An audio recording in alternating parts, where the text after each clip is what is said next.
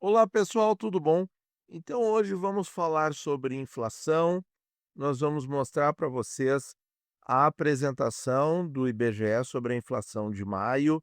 Depois nós vamos ver as projeções da Anbima e vamos brincar um pouquinho no final do vídeo com a nossa calculadora macro de inflação.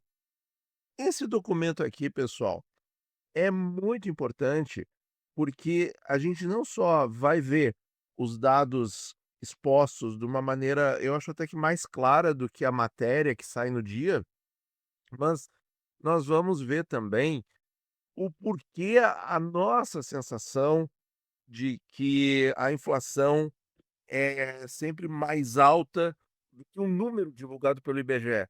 Só que a gente vai perceber isso com os próprios dados do IBGE, o que é uma constatação muito importante da gente fazer e ver, tá. Então tá aí, maio de 26, o IPCA foi 0,58, foi um número não foi um número bom, porque foi acima da projeção da Anbima, que era 0,50, tá. E olha só pessoal, nós já temos 3,20% e não passou da metade do ano. Isso é uma coisa preocupante. Porque do jeito que está, a inflação ficaria acima de 6. Mas aí nós temos que também, fazer uma contextualização. Nós tivemos uma inflação muito alta em fevereiro, com o aumento das mensalidades escolares.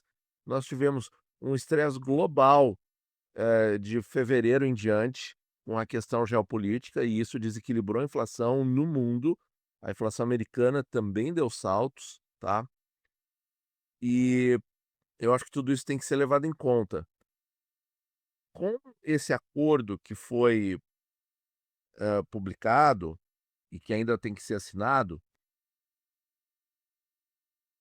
a gente pode pensar nessa inflação mais como um choque inflacionário que talvez não necessite de uma repercussão de aumento de juros globalmente.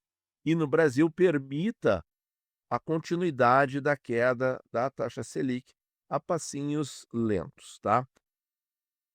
Hoje tem Copom, tem decisão do FONC também, tá. Nós vamos comentar tudo num vídeo amanhã. E essa semana eu não coloquei a enquete, a votação, porque eu acho que está tudo muito claro. Só falta eu morder minha língua, o que às vezes acontece, de que morder minha língua em que sentido? Eu, presumo, certo, colocaria minhas fichas de que o Banco Central brasileiro vai reduzir em 25 bases e o Kevin Warsh não vai fazer nada. Vai deixar como está. Mas eu não tenho ideia do que ele pode dizer depois, de como vai ser o gráfico de pontos, tá. Então, todas essas variáveis ainda vão fazer preço, tá. Mas enfim, voltando aqui, a inflação brasileira, como vocês veem nesse quadrinho aqui, eu trouxe a calculadora para fazer uma projeção, tá muito alto pessoal, tá salgado, 3,20 em 5 meses é bastante coisa. Vamos fazer o 0,58. Transformando de mensal para anual, nós vamos anualizar. É essa continha aqui, ó, elevado a 12, menos 1 vezes 100. Olha só, pessoal, se a inflação de maio for a média do ano, nós estamos falando de 7%. É, pessoal, a pancada é forte. Mas, de novo, a tendência agora que o mercado está acreditando, acredito que a maioria, que pelo menos globalmente é um choque e vai se resolver com essa questão do acordo, né. Temos aqui, pessoal, os números que não nos deixam mentir. Olha aqui o de especialmente esse gráfico de 12 meses. Nós temos uma alta contínua, pessoal, de quase 1% de fevereiro de 26, quando a inflação, olha só como as coisas coincidem, né. Fevereiro nós tivemos uma inflação forte pela questão escolar, e em seguida veio a questão geopolítica. E olha só, quase 1% no acumulado de 12 meses de alta, é bastante coisa. Olha como foi suado, penoso e difícil e caro em termos de dívida pública também, reduzir desses 5 para o 3,8, né, porque aqui o Brasil pagou muita Selic, e agora a gente assiste a isso. Apesar de que o gráfico mensal mostra uma queda, mas aí que tá, é uma queda em relação à inflação referente ao mês de fevereiro, que foi muito pesada. Foi a mais pesada do ano até então. Seguindo aqui, temos as regiões e olha só, isso aqui já é um motivo também para a gente ter a sensação da inflação mais alta. Que imagina o pessoal de Aracaju e Campo Grande e outras capitais aqui, imagina mais de 1% no mês de maio, enquanto que a média no Brasil foi 0,58. Mas destaco também que, por exemplo, Brasília e São Paulo estão muito perto da média nacional. Rio de Janeiro também, que são cidades muito povoadas. E Porto Alegre, a cidade da onde eu falo, parece que está em linha aí com a inflação nacional. Então, talvez eu não esteja percebendo muito, mas eu percebo no tocante a alguns itens que nós vamos ver aqui no documento. Hã, a questão da inflação ser diferente demais do restante nacional. Só que vejam, São Paulo, Brasília e Rio, onde tem muitas pessoas, estão com a inflação muito parecida com a inflação nacional, tá. Então isso também pesa, porque a inflação é uma média, tá. Aqui a coisa já começa a ficar mais interessante para a nossa realidade. Olha aqui, pessoal, qual é o grupo a que eu me refiro? Alimentos e bebidas, porque aqui é onde as pessoas mais sentem e percebem. E com o agravante ainda de maio, olha a inflação da habitação quanto foi, 1,22, tá, muito forte, tá. Até anula o efeito que houve nos transportes. E saúde também alta, em função do aumento dos remédios em abril. Muito bem. Aqui, outro dado que também não nos está deixando muito confortável. Vejam, pessoal, o índice de difusão, quer dizer, o quan dos itens pesquisados, quantos que estão aumentando mesmo o preço? Quantos que estão contribuindo para a inflação? 65% deles, tá? Tá um índice pior do que, por exemplo, julho do ano passado, em que esse índice era 50%, quer dizer, 50% dos produtos, dos itens, contribuiu para o índice e os outros 50% não, ficaram parados. Então, quer dizer, hoje, de março para cá, e aí, de novo, a correlação, né, com o tempo histórico do conflito no Oriente Médio, né, a gente vê aqui 67, 65, 65, quer dizer, tudo está aumentando de preço junto. Isso aqui dá muito o índice de difusão, pessoal, nos influencia. Quando a gente vai no supermercado e olha tudo reajustado, é o que o índice de difusão alto, tá. Então isso aqui influencia muito a nossa percepção. E o número não está bom, tá. Como vocês veem, o número agora, no começo de 26, tá dos piores da curva toda, como a gente pode ver aqui no material do próprio IBGE. Então, pessoal, eu sei que as pessoas dizem que, tem uma desconfiança com relação aos dados, mas eu estou mostrando com os dados do próprio IBGE como essa dinâmica de dados acaba nos influenciando. E a gente, digamos assim, a olho nu, não consegue perceber esses detalhes, mas a informação está aqui, né. A gente viu ali grupo de alimentação, grupo de habitação, coisas que o brasileiro mais paga, tá. Difusão alta, tá aí, pessoal. Muita diferença entre capitais, certo. Então, pessoal, de novo, o índice é correto, só que a nossa percepção, o fato dele ser uma média, atrapalha muito. Agora, olha esse gráfico. O que que é esse gráfico, minha gente? Alimentação e bebidas. Olha aqui março, abril e maio. Quer dizer, a discrepância que a gente vê com relação aos outros meses, que a gente tinha até deflação aqui no inverno do ano passado, olha aqui, ó, esse ano vai ser o inverno vai ser quente. Não nesse sentido, é que aqui em Porto Alegre eu cheguei a pegar 8, 9 graus no comecinho da manhã, Uma delícia esse friozinho. 8, 9 graus, hein, pessoal. Olha, tá frio.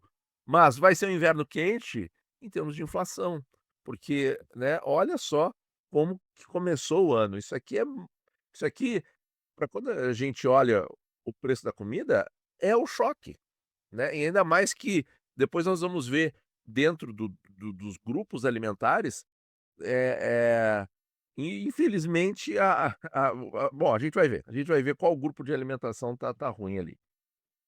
Tá, outro fator que contribui para o brasileiro sentir a questão da inflação. O que está sendo mais caro, a alimentação no domicílio ou fora do domicílio? Em casa. A gente come muito mais em casa do que fora, não é verdade? Ah, tem pessoas que almoçam sempre no trabalho, esse tipo de coisa, mas a parcela da o que se gasta, que é a comida em casa, olha aqui, ó, bem mais alto, né. Então mais um fator aí. Aqui e aí quando a gente e olha só que legal, né, o IBGE mostrando a alimentação do domicílio por região, e a gente vê aqui, ó, aí aqui Porto Alegre está quase 3%. Aracaju, que foi uma das capitais com a inflação cheia mais alta, era 1,31, também 3,5 aqui, muito alto, tá. Então, vocês veem aqui e é na média 1,65, ou seja, 3 vezes mais o índice oficial. É a média, de novo, a culpa é da média, pessoal, tá. Não tem nenhum erro ou nenhum vício de aferição. Não, é a média, tá. E tá aqui da onde sai o dado. Da onde sai a nossa percepção. Tá aqui, tá na tela, tá. Olha só, no ano já é quase 6%, ou seja, o dobro, porque a inflação no ano de 26 está em 3,2, tá. Mas na alimentação tá quase 6. Então, como que a gente não percebe que a inflação da vivida ali na carne e osso é mais alta, a inflação sentida é mais alta do que a inflação oficial? É verdade, porque é. Tá aqui o dado, certo? Só que a inflação oficial é a média. Voltando aqui. Ah, e aqui, ó. Então o que eu ia comentar?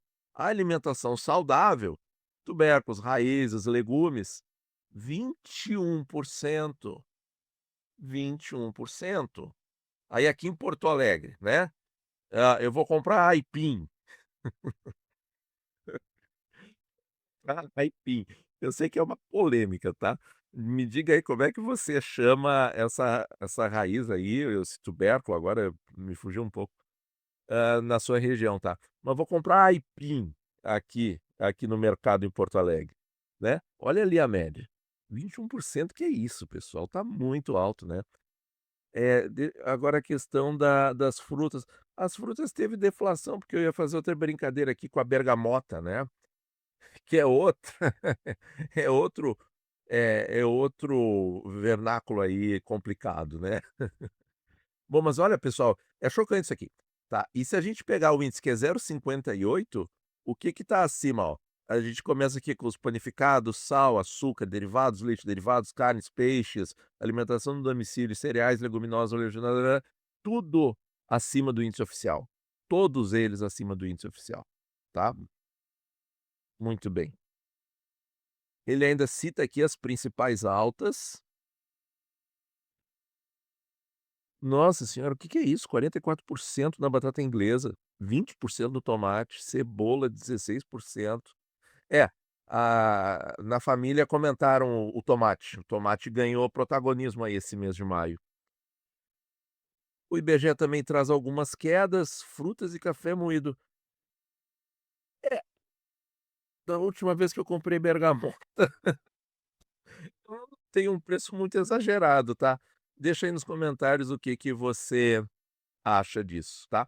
Bom, pessoal, já vimos bastante informação, eu acho que esse conteúdo é muito importante, tá, para a gente separar a nossa inflação percebida, sentida e gasta, né, que a gente gasta o dinheiro com esses itens, versus a inflação oficial, usando os próprios dados oficiais para isso. Tá aqui, pessoal, tá tudo certinho, tá. Agora vamos ver a questão da inflação, esse 0,58, que foi um número ruim, como eu já falei. Deixa eu colocar aqui, ó, aqui a gente consegue enxergar a projeção da Anbima em maio, foi 0,50 nas 2 tomadas e 0,58. Agora, Nathan, tu falou o tempo todo que o Banco Central hoje vai manter o ritmo de cortes em 0,25. Vai, pessoal, porque olha aqui, ó, olha aqui a projeção para junho e julho, 0,3. Então vai dar uma arrefecida pela sazonalidade, que a gente ainda não viu esse ano. Por quê? Porque houve um choque inflacionário pela questão geopolítica no meio do caminho. Senão a gente era para estar curtindo, entre aspas, a a ressaca da inflação, quer dizer, a queda, né, sazonal da inflação nos meses frios. Vejam aqui, ó, em agosto, deixa eu ver se eu tenho aqui, ó, em agosto do ano passado, nós tivemos deflação, tá. Olha aqui como foi baixinho o ano passado, 0,24, 0,26. Então, mas esse ano vai ser um pouquinho mais forte, olha ali, ó. Mas mesmo assim uma inflação mais sazonal, justamente pela questão, desse choque inflacionário global. Vamos ver aqui o as médias dos últimos 3 anos, que é o que eu uso, e nós temos então 4,91 o dado anterior. Agora, aliás, era 4,7, eu já coloquei aqui a de maio, e eu tenho que colocar as projeções de junho e julho, que é 0,34,